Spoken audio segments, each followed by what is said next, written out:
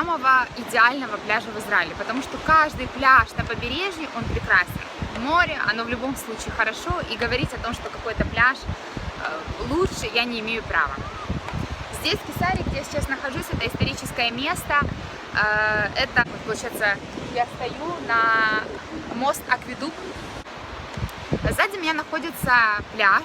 Это пляж, скажем так, неофициальный. На нем стоят таблички, что здесь нельзя купаться. Это историческое место. Здесь нельзя отдыхать. Но, тем не менее, люди сюда приезжают. Вот, в большом количестве на машинах с той стороны.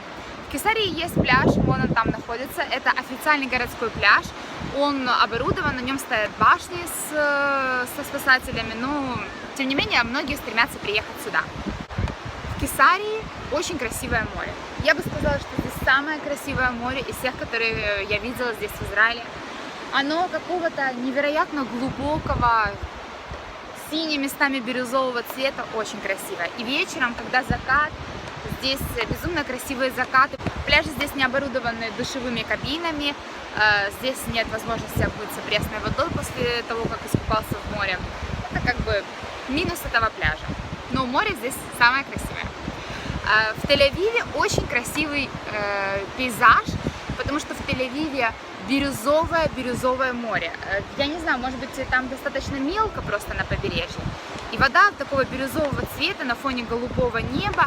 И все это рядом с урбанистическим видом, стоят высокие дома, современные набережные. То есть это смотрится красиво. Но грязь в Тель-Авиве и на берегу, и везде в самом городе невероятная. Это очень грязное море, там плавает и мусор, и тапки, и водоросли, и дохлая рыба, то есть все это там есть. В Нетании. В Нетании отличное море, красивый берег, потому что он ничем не закрыт со всех сторон. Но в Нетании это же и минус, то, что море просто заходит в сам город. Там очень высокие волны. И это идеальное место для серферов, но для людей, которые просто хотят искупаться и провести время на пляже, это место не очень хорошо подходит. Высокие волны, вас все время будут вытаскивать на берег спасатели, то есть это как бы небольшой нюанс. Самый чистый и самый оборудованный пляж находится в Гиват-Ольге.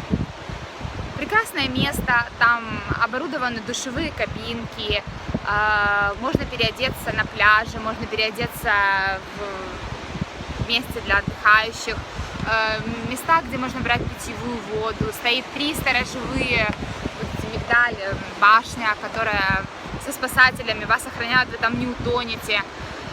Там везде стоят мусорнички, чисто, убирают, песочек чуть ли не просеян, очень-очень чисто.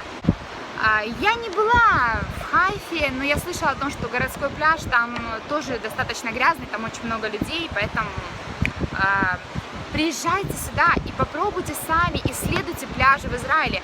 И расскажите потом, нашли ли вы свой идеальный пляж, потому что я пока свой не нашла, и, наверное, мне придется еще раз вернуться в Израиль для того, чтобы понять, какой же пляж идеальный.